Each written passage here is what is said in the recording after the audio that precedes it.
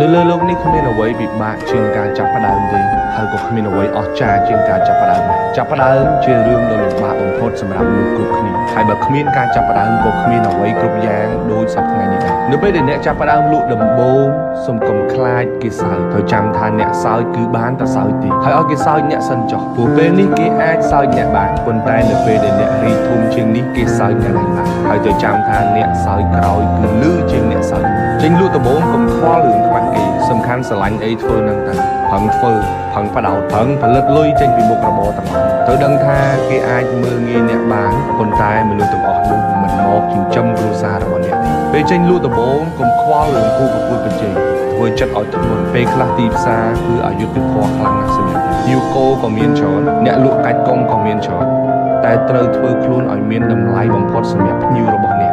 ត្រូវចាំថាដើមឈើមួយដើមដែលចាក់ឫសបានជ្រៅមិនងាយរល